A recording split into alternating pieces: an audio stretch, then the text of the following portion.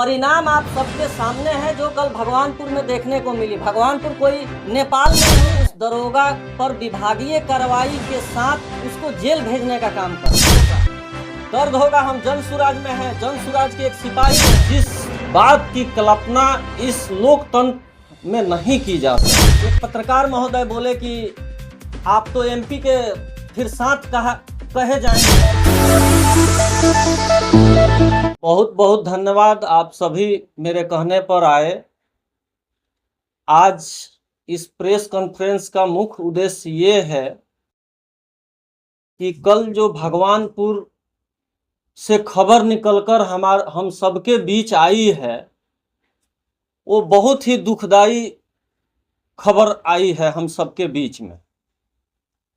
भगवानपुर थाने का दरोगा जिस प्रकार से महाराजगंज के माननीय सांसद को भरे बाजार में गाली दे रहा है, वो एकदम अशोभनीय है। जिस बात की कल्पना इस लोकतंत्र में नहीं की जा सकती।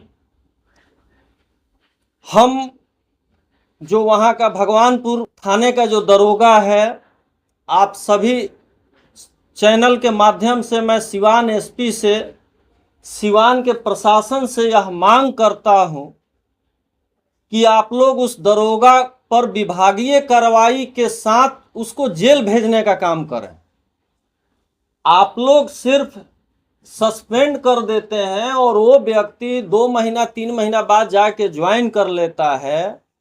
मैं जनसुराज का नेता हूं, लेकिन मुझे भी बहुत दुख लगा है कि जिसको लाखों लोग चुनकर इस देश की रक्षा करने के लिए एक सांसद के रूप में दिल्ली भेजे हैं, उस सांसद को एक दरोगा खुलेआम लोगों के बीच में अपशब्द कहे। इससे ये साफ जाहिर होता है कि इस नीतीश कुमार जी के सरकार में अफसरशाही चरम पर है। आप लोग कल्पना कीजिए कि एक थाने का दरोगा एक सांसद को भरे बाजार में गाली देता है, वो दरोगा आम जनता के साथ क्या करता होगा। इसलिए अभी भी समय है। इस गोरियाकोठी विधानसभा के सभी सम्मानित जनता से मैं आग्रह करूंगा कि अभी भी समय है। इस अफसरशाही वाली सरकार को आप लोग उखाड़ कर फेंकिए और जनसुराज को सत्ता में आप लोग लाइए। परिणाम आप सबके सामने है जो कल भगवानपुर में देखने को मिली। भगवानपुर कोई नेपाल में नहीं है। भगवानपुर महाराजगंज लोकसभा के अंतर्गत आता है, महाराजगंज विधानसभा में आता है और सिवान जिले में आता है। उस दरोगा की मानसिकता साफ उस बात में झलक रही है कि एक सांसद के प्रति उसकी अफसरशाही जो है उसके माथे पर साफ साफ दिख रही है कि इस सरकार में अफसरशाही कितनी है। रमेश जी, मेरा एक सवाल है जी कि जो संसद महोदय है वो भी भाजपा से हैं जी, जो गोरियाकोठी के विधायक है वो भी भाजपा से जी, उनको कोई तकलीफ नहीं है। रमेश कुमार को बहुत तकलीफ हो रही है, पेट में दर्द हो रही है जी, इसको लेकर के। जी, एकदम दर्द होगा, दर्द होगा। हम जनसुराज में हैं, जनसुराज के एक सिपाही हैं, लेकिन इस महाराजगंज का सांसद कौन है? जिस भी पार्टी से हो, जो भी हो, उस पद की एक गरिमा है। उस गरिमा को कम करने का यही नीतीश कुमार जी का अवसर कार्य किया है। क्या एक सस्पेंड मात्र कर देने से ही सजा हो जाता है? अरे उसको तो एफआईआर करके उसको जेल भेजना चाहिए। उसकी हिम्मत कैसे हुई एक जनप्रतिनिधि के बारे में इस प्रकार से अपशब्द कहने का और गाली देने का? मैं पूरा विरोध करता हूं और ये मांग करता हूं, अगर सिवान प्रशासन अगर उस दरोगा को जेल भेजने का काम नहीं करता है तो जनसुराज के सारे सिपाही सड़क पर निकलेंगे और सड़क जाम कर देंगे। एक जनप्रतिनिधि का अपमान। मैं तो हैरत में पड़ा हूं कि सरकार भी भाजपा की है, राज्य में सरकार है भाजपा की, केंद्र में सरकार है भाजपा की, उसके बाद उनका ही दरोगा और एक सांसद का अपमान करता है, भरे बाजार में गाली देता है लोगों के बीच में।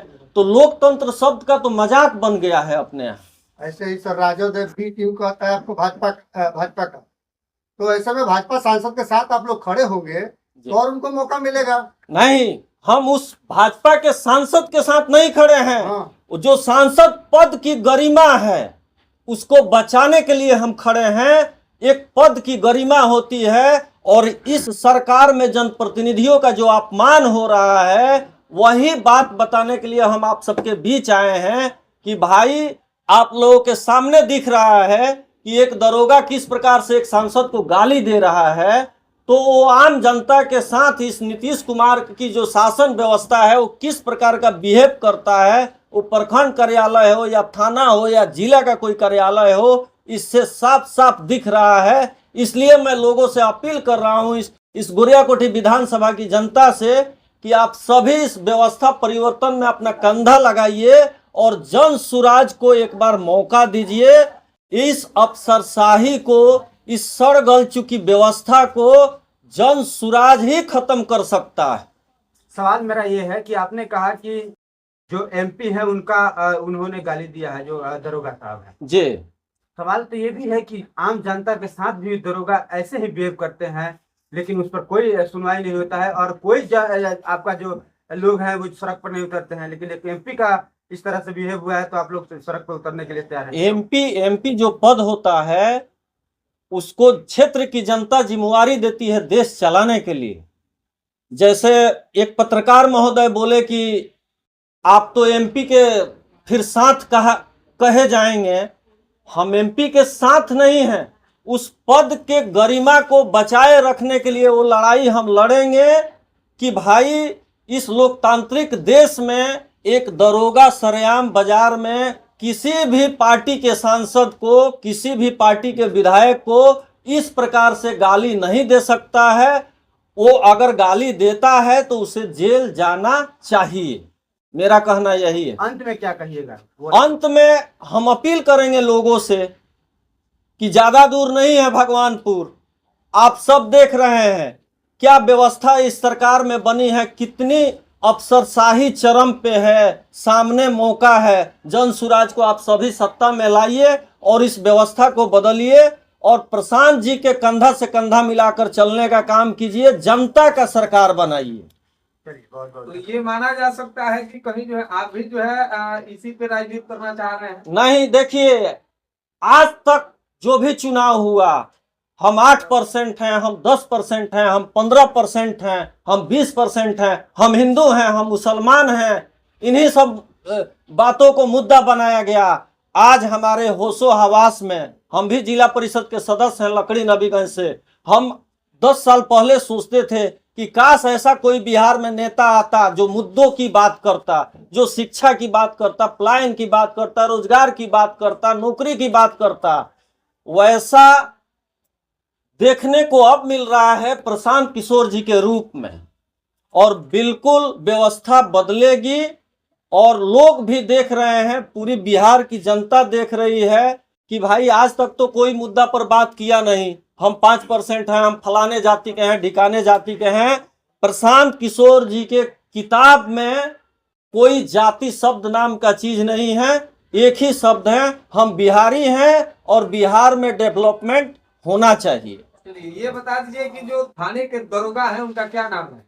नाम मुझे नहीं पता है उनका क्या नाम है, लेकिन भगवानपुर के वो दरोगा हैं, इतनी जानकारी मुझे मिली है। और कल से वीडियो उनकी वायरल हो रही है जो बहुत ही अफसोसजनक है। ये अफसरशाही चरम पे है, उनकी बातों से दिख रही है कि एक साधारण दरोगा और एक सांसद को भरे बाजार में गाली दे रहा है। तो इस बिहार की आम जनता का रोज दरोगा से पाला पड़ता है, रोज अंचल कार्यालय से पाला पड़ता है, रोज प्रखंड मुख्यालय से पाला पड़ता है। तो उनके साथ क्या बिहेव पदाधिकारी करते होंगे, इससे साफ अंदाजा लगाया जा सकता है। बहुत बहुत धन्यवाद सर। धन्यवाद।